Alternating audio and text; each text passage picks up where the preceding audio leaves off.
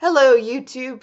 Chrisiosity here. Recently, Richard Dawkins, scientist, author, atheist, and trollish Twitter enthusiast, put out this tweet.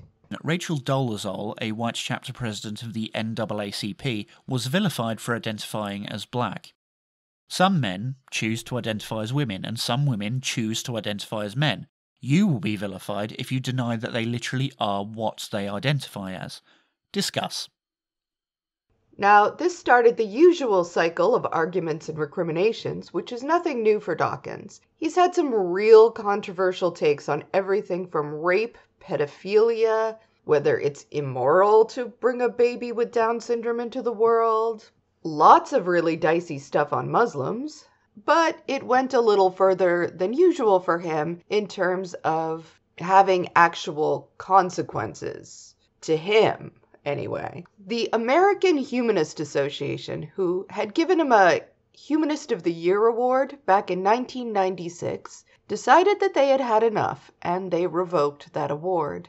I think their own explanation of why they did it is perfectly appropriate, so I will toss that up on the screen right now. A lot of people endorse this decision, of course, and of course, many people strongly disagreed as well. This latter group put forward many criticisms and arguments that, for me, really brought home that they had no idea what humanism even is. And this isn't much of a surprise. As religiosity has declined in my country, a lot of people have chosen to associate themselves with humanism, often as an answer to people who ask them, well, if you don't have a God anymore, how do you know right from wrong? And it's easier, I guess, to hand wave that with what they take to be some kind of generic, amorphous concept or something like, oh, humanism, everyone's heard of that, even if they haven't bothered to actually look into it. And I'm definitely not going to be doing some kind of exhaustive history of all the different kinds of humanism. This is a YouTube video. We do not have that time. But as to the particular strain of secular humanism that we see being held as an ideal by the American Humanist Association, I think we could talk about that. Standard disclaimers, I'm not associated with this group. I don't know them. I'm not doing this on their behalf. I will link some of their documents where they describe their own mission, values, that sort of thing. But what I thought might be more useful would be to talk about 3 different humanists who, over time, exemplified their values. So instead of just a list of abstract ideas or going through a handout, we could see what this looked like in the lives of people trying to embody these attitudes in the world. Then we can look at the Dawkins situation and the arguments around that and see what we can see. All right, I'm going to be honest. It gets ranty. The Dawkins stuff gets ranty. I rant a little bit. It's fine. It's a thing, Jane Addams, the first humanist sociologist. To attain individual morality in an age demanding social morality, to pride oneself on the results of personal effort when the time demands social adjustment is utterly to fail to apprehend the situation. We all know that each generation has its own test, the contemporaneous and current standard by which alone it can adequately judge of its own moral achievements, and that it may not legitimately use a previous and less vigorous test. The advanced test must indeed include that which has already been attained, but if it includes no more, we shall fail to go forward, thinking complacently that we have arrived, when in reality we have not yet started. Jane Addams, Democracy and Social Ethics. Here's a historical figure I wish more people knew about, so I'm going to tell you about her. Jane Addams was born in 1860 to a well-to-do family in Illinois. She contracted tuberculosis of the spine at age 4, which caused disabilities and health issues that lasted her whole life. She was a bright kid who read a lot, and from early on she wanted to do good in society. She studied at Rockford Female Seminary and was valedictorian there. For a while after that, though, she got stuck between the limited choices open to women in her day. She didn't want to marry any men. She didn't want to go into religious service. She had dreams of being a doctor, but because of her painful physical condition, as well as some psychological issues that she was having, that just didn't work out. She did some traveling and visited Toynbee Hall in London. This was a settlement house, a place where rich or middle-class people would live and work with poor people, providing services and also just trying to do away with class distinctions. You got to understand, up until then, there was something of a tradition of social work, right? But it was based in the friendly neighbor model. So say you were some poor person somewhere, or family. Some rich lady would come knocking at your door, talk to you for a little bit, try to help with some issue or whatever you might have, and then she would go home. There was no addressing of any systemic issues or anything like that, and Adams hated that crap. She wanted to work with people, not for people, in her own words. But she liked what she saw in Toynbee Hall. So she went to Illinois with the plan to make a settlement house of her own. She found and renovated a big old house called Hull House in a very poor immigrant area of Chicago and moved in with her then partner, Ellen Gates Starr, and just got to work. And work they did. Without any formal ideological or political constraints, the settlement workers responded to the needs of the neighborhood by starting project after project. The list of projects started at Hull House is astounding, including the first little theater and juvenile court in the United States and the first playground, gymnasium, public swimming pool, and public kitchen in Chicago.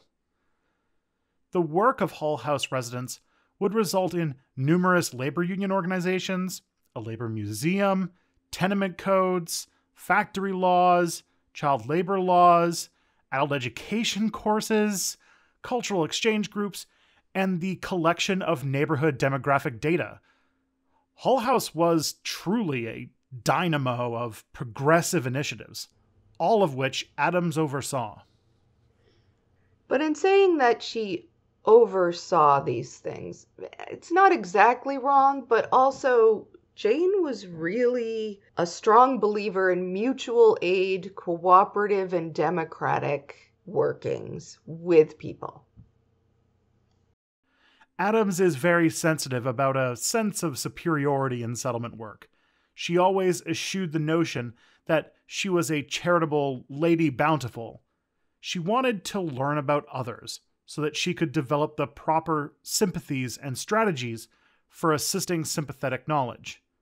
For Adams, Hull House always combined epistemological concerns with moral ones.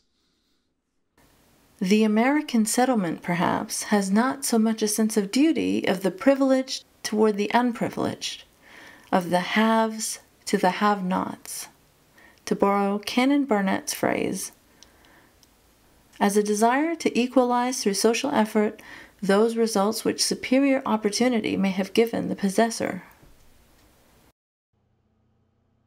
I strongly encourage people to learn more about Hull House. There's so much here. But this project, as huge as it was only part of what she did. She also worked for suffrage, against racism, was a founding member of the ACLU, wrote multiple books, was a member of the NAACP and the Anti-Imperialist League, and a very outspoken opponent of the First World War, which, along with some of her politics, garnered her a lot of hate.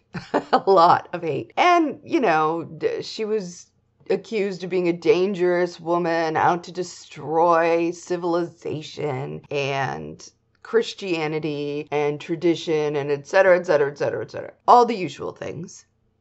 But, on the other hand, she did win a Nobel Peace Prize. So there was that. Now look, I could talk about her all day, because I'm just born that way. But my point is not to lionize Adams, who certainly made her mistakes. like everybody does. And she wasn't into that sort of hero worship model in any case. What I will do is put up the American Humanist Association's list of humanist values, which you can pause and look over, and you can see that she really lived these values, or at least tried to, right? By painful experience, we have learned that rational thinking does not suffice to solve the problem of our social life. Penetrating research and keen scientific work have often had tragic implications for mankind. The most important human endeavor is a striving for morality in our actions. Our inner balance and even our very existence depend on it. Only morality in our actions can give beauty and dignity to life. To make this a living force and bring it to clear consciousness is perhaps the foremost task of education. So this guy, I'm pretty sure more people will have heard of. He was a fairly prominent scientist, a physicist, wrote some influential papers in that field. I'm told, I haven't read them, but he also, for anyone who did... Dog, sit, dog. My dog. But he also, for anyone who isn't aware, did a lot of thinking and writing on humanism, and had, in his own words, a passion for social justice. In fact, Einstein was a member of the first Humanist Society of New York, which also included many original signatories of a Humanist Manifesto, which the American Humanist Association is now on the third one of those. More on that later. Unlike Adams, whose pragmatism caused her to avoid most labels for her philosophy, Einstein claimed several: socialist, humanist, agnostic, pacifist. His ethical and political convictions often put him out of step with others. He renounced his German citizenship and moved to Switzerland as a young man because of his pacifism, to avoid having to fight in World War I. He then returned after the war, spending years trying to advocate for peaceful relations and against the rise of fascism and anti-Semitism, only to have to renounce his citizenship again and take up residence in the US when the Nazis came to power. He tried to help other people fleeing from the Germans, and to convince the British and Americans just how much of a danger Hitler represented. Einstein was also very anti-imperialist, a proponent of civil rights who used his fame to intervene against unjust persecution of black people and other socialists, was an admirer, friend, and correspondent of people like W.E.B. Du Bois, Rabindranath Tagore, I might be saying that wrong, Marian Anderson, Paul Robeson, and Mahatma Gandhi. This is not to say that he was perfect. He said some weirdly racist things about Chinese people specifically. Don't know why, but, you know, I am certainly not going to excuse that. That was not good. That was bad. Oh, and of course he was very racist against white people. Man, some of the things he said about the moral decay of the white race, oh my God. Have you racing for the warm embrace of Robin DiAngelo, let me tell you. I kid. Maybe I shouldn't kid. Anyway, he also valued animal rights, and having one of his major regrets, he had signed a letter warning FDR of the Nazis seeking to make an atomic bomb, which he was terrified would happen, and suggested that the Americans look into getting one first. He spent large portions of his later years campaigning against nuclear proliferation, trying to fix that major issue, and very concerned about the things that he saw in the United States. And yeah, his FBI file was so long. It was like War and Peace. So that's these two people. And I do have one more humanist to talk about. But first, let's get back for our main segment. Richard Dawkins versus Humanism. Ism. The physicist's problem is the problem of ultimate origins and ultimate natural laws. The biologist's problem is the problem of complexity. First, before we get to the shitty tweet that was the straw that broke the camel's back, apparently, he had recently tweeted about Deborah So's garbage book on trans issues, The End of Gender. Now, I don't have the time to go through that book and everything that was wrong with it. I can link some really good rebuttals of why it's just bad, pseudoscience, and very transphobic, if people want to find out more about that. But here we have Richard Dawkins, famed public scientist, putting out this tweet about it that's like, well, huge if true. Like, what are you doing? If half of this book is true, then we have to gotta go to the mattresses, man. If it's true. Well, I don't know, dude. Maybe, then job one would be to find out if it's true. Right? You're a world famous science communicator. You have the means and the ability to find out if it's true.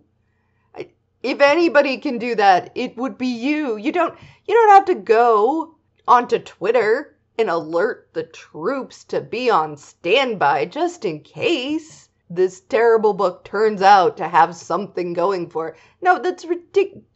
That's reckless is what that is. And then he apparently doesn't bother to go do that anyway, because not long after that, Let's take a moment. Let's go back a little bit. Look at the context of the situation. All over the US and in the UK, conservatives are trying to get laws or programs or whatever passed that will genuinely harm trans people, particularly children, that will harm their rights, their dignity. This is going on all over, and hate groups are spreading, misinformation, kids and families are at risk. All of this very real stuff going on all over the place, in the news.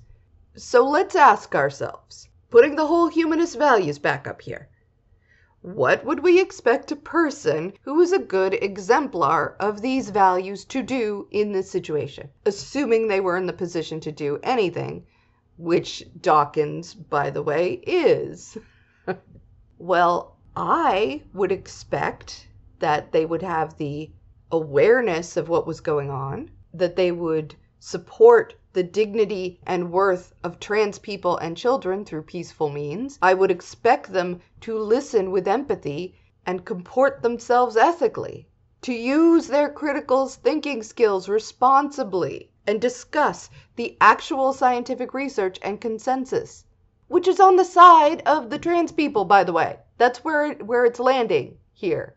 What I would not expect them to do is what Dawkins did and put out this tweet. In 2015, Rachel Dolezal, a white chapter president of the NAACP, was vilified for identifying as black. Some men choose to identify as women, and some women choose to identify as men. You will be vilified if you deny that they literally are what they identify as. Discuss. I do not intend to disparage trans people. I see that my academic discuss question has been misconstrued as such, and I deplore this. It was also not my intent to ally in any way with Republican bigots in the United States now exploiting this issue. So first of all, the framing of this question is transphobic. Some men choose to identify as women, some women choose to identify as men. No, that begs the question that is meant to be under discussion, so that we have to start out with transphobic presuppositions. We're presuppositionalizing now. What are we doing? And we're doing it in a way that flies in the face of what the current research and academic understanding is. Right from the beginning, this is bad thinking. Moving on, now we have the example of Rachel Dolezal. Dolezal, I think most people will have heard of her. She is a person who claims now to be transracial. In actuality, she's a literal fraud. A woman who's committed and admitted to committing fraud. She's committed perjury. She's lied about her family and her background. Claimed not just to be black, but multiple different ancestries while applying for jobs, applying for money, right? All of this could have easily been Googled before the tweet was written, but let's be honest, it never mattered. Dawkins isn't concerned about Rachel Dolezal or the plight of transracial people. He's not sitting at home going, "Oh, but who will stand for the poor transracial victims of society? They need to be valued for their identity as well. I should tweet about this." No, that's not what he's doing. Rachel Dolezal is just a gotcha to him. A tool he's using because, yes, he does think that trans women are men who choose to identify as women for some reason, and vice versa. And that we're all just being weird about this thing. Now, there are definitely better people to talk about this particular issue than I am. What I will point out is that there is an undue assumption here that gender and race work the same way, that what holds true for one will hold true for the other. There's no reason to assume that, right? Just because two things may be a social construct doesn't mean they're the same and everything that works for one works for the other. That doesn't follow. And this is a complicated and nuanced discussion. This is one of the big issues of having somebody bring something like this up, is that, yeah, if you're some jerk, if you are in bad faith, if you are just using this as a wedge or to get one over on those trans advocates, then you can just throw this out and just be like, well, what about Rachel Dolezal? Huh? Haha, gotcha. And actually discussing the issues involved and how this works and what's going on in the world and what's going on in different cultures, it takes a lot. Like, you could talk about this for quite a while and be very complicated discussion. And it would take a lot of study, actually. Study that doesn't exist because there aren't enough transracial people out there to study, you know? Without that, without enough people to even look at this as an issue, what are you supposed to do? You want us to treat human beings as if they were Platonian constructs of some sort, and they're not. And the things that people who are transgender go through are very real and very painful and have very concrete consequences in the real world. It's not a thought experiment. Okay? And all I can say is, if you want to come at me with this transracial stuff, I'm going to ask you, what's your evidence for these assumptions that you are bringing to the table? And, you know, let me know. All right, let's go through some other arguments. For instance, he said he didn't want his transphobia to be used by bad actors. Like, okay, what the fuck? No, that's not how that works. So what? So what if he didn't intend that? Ethics is not just about intent. Not saying that intent doesn't have anything to do with it, but it is not the entire thing, right? Nobody really believes that. That would be the ultimate in moral relativity if people started to say things like that. That's nonsense. If you fuck up repeatedly and you refuse to take responsibility for your fuck-ups, that's not ethical or neutral even, just because you didn't actively intend to hurt anybody. Like, I was just throwing knives around here in this area without looking. I didn't intend them to hit anybody, though. Can't blame me. That's not how that works. Like, come on. So look at these people. These are fans of his posting beneath his comments on his timeline, borrowing on his scientific reputation as a biologist to spread this hatred and pseudoscience and call for all this other garbage. It's all right here, right where he can see it. His Twitter account is tagged in these, right? Has he addressed this? Told them to cut it out? Even considered the consequences of it? Not that I'm aware of. You can say it's not his fault that people are doing this, and therefore it's not acceptable to judge that.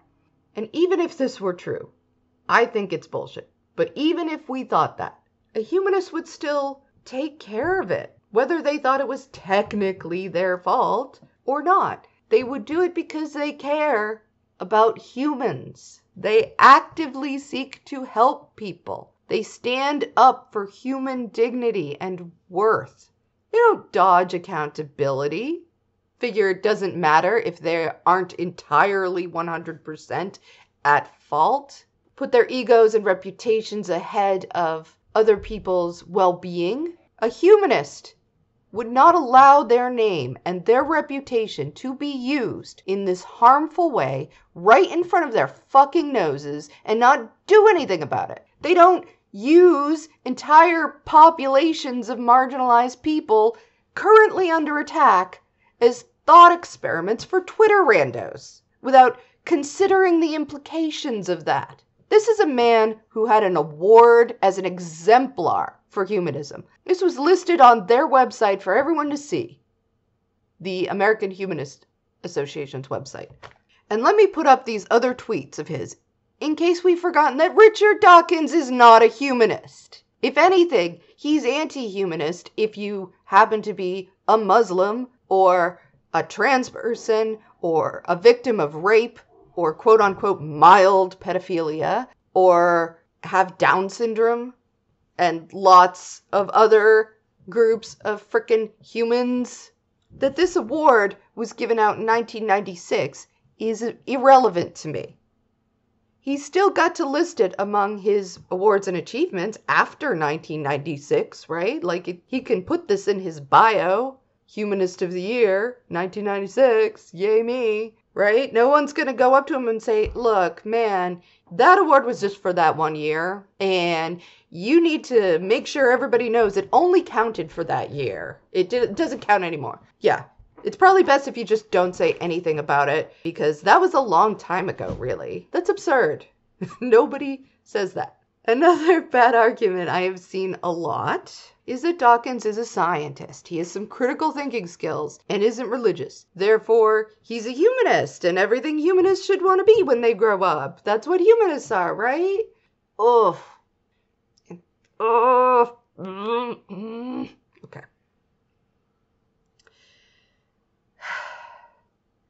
The worst one of these, in my opinion, was the Steven Pinker letter. Pinker being another scientist who wrote in defense of Dawkins. And he actually quote-mined the Human Manifesto 3, quoting the part where they say that the humanist life stance is guided by reason. Therefore, they should be all in favor of this question-begging garbage, I guess. When the full quote, the life stance of humanism, guided by reason, inspired by compassion, and informed by experience, encourages people to live well and fully. It makes it clear that reason alone is not sufficient.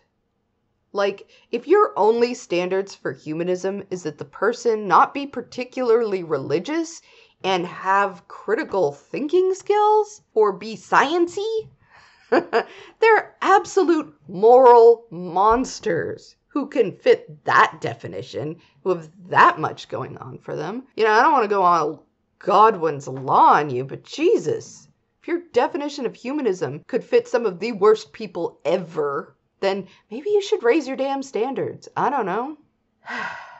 And as far as there being other people who have been awarded by the AHA, who maybe shouldn't have, look, I agree. There are some questionable names, and if I were them, I would look at that. I don't know their system, and I don't know the system for revoking these awards. They sure gave Dawkins plenty of mulligans, years of them, more than I would have. I would have been done a while ago. But, hey, maybe they just like to give people lots of chances to do better. And fine, it's their reward. It's their thing. If they want to give people every benefit of the doubt going on year after year, None of my business, I guess. I don't know. I didn't ask them to take it away from Dawkins. I'm not going to ask them to take it away from anybody else. That's up to them. So look, I can't tell you about that. But what I can tell you, unequivocally, is that they did eventually make the right decision for Dawkins in taking it away. It should have been removed. He had every opportunity to fix his shit, and he squandered every opportunity he was given. They made the right decision to stand up for trans people in a moment when their rights and their existence was under attack. They made the right decision to stand up for humanism. I promised you one last example, and this example is going to show you, I hope, why I care so much and why I think this is important. In the humanist tradition of valorizing regular and working class people, let me give you the example of my dad. I'm not gonna dox my old man, but I'll tell you a little bit about him. His birthday's coming up real soon. Happy birthday, Dad! And he was born very poor to an unwed teenage mother. They did a lot of traveling around the country. They lived in California, in San Francisco, and he actually lived like one street over from Watts in LA, like during the original Watts riots. For a couple of years, he was in a Catholic orphanage, which, anyway, I digress. They moved to Houston, which he hated, in the Jim Crow era. He used to go to a public pool where a little black boy was murdered, was drowned, and justice was never served because it wasn't really fucking attempted. These and other experiences gave him that fire in the belly. He wanted to help the world and change it for the better. He often paid for that. He had to get a GED because his civil rights activism as a young guy, it's a long story, but the principal of his school made it effectively impossible for him to be successful at any level, so he ended up quitting. Eventually, like I said, getting the GED and getting further education, but that lost him years, right? My father was against the Vietnam War, and he was drafted. He was prepared to go to jail. That was a 5-year sentence at that time, just to not go to this war that he was deeply, deeply against. But he was also terrified, he freely admits that. With the help of a man that he knew, a local Unitarian minister, Dr. Richard Kimball, who was also a humanist, as they tend to be, he was able to receive conscientious objector status and spent a couple of years working in a hospital instead of being shipped off to war. I'm going to link Luna Oi's channel. She is a Vietnamese woman who has talked about our country's history and how that impacted her family, her people. It's brought me to tears, but we need it. We need to hear that. We need to hear those sides of these questions. And maybe it makes me selfish that as much as I'm saddened and horrified by the sufferings of the people who were sent over there, of the Vietnamese people who were innocent, who continue to feel the harms and the pains of what have been done to them by the US and other countries as well. And as much as I wish that had never happened and want things like that to never happen again, I also have to admit that I'm deeply thankful that my father was spared that there were humanists around, real humanists who were not just free thinkers off randomly talking crap to each other. Which, free thinking, a necessary but insufficient condition for humanists, but also compassionate people who stood up for what was right and doing the right thing. That same minister publicly came out against the war, and half his congregation stood up and walked out on him. And fair enough, it's not always easy or popular to be a humanist. And no one has to do it. There's no law that says you have to do it. Nothing bad's going to happen if you choose not to be one, except maybe not getting awards for it. But it is important. You don't know what's going to happen in the future, but that minister may have saved my father's life. And things that Einstein did saved people's lives, and things that Jane Addams did saved people's lives and helped people. My father may have been a working class guy. He didn't have wealth or power or influence, but he always did the best he could to help others, to be a good humanist. We need that today, more than ever. You look around at environmental destruction of our world, or at people of color being killed by cops and targeted for mass incarceration, or the humanitarian crisis we're all ignoring in Yemen because our financial and capitalistic interests in Saudi Arabian oil are more important than an entire country of men, women, and children being murdered, at all the problems, large and small, that stem from cruelty and avarice and apathy to suffering of sentient beings, and the way that we have systemically drilled those into our culture and the machinery of our societies. We need more people passionate about social justice, more people willing to put in the time and to stand up for those values. We need more humanists. We need them right now.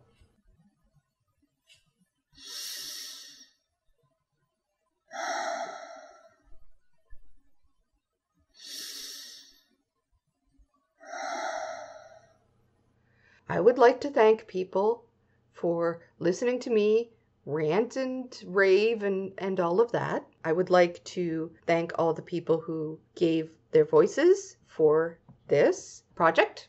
I would like to thank my patrons who have been so patient, and the people who subscribe to my little channel and click the notification bell and encourage me to keep speaking about these things. And yeah, I just thank you all. I appreciate it. I encourage you to check out Humanism. See what you can see. Thanks.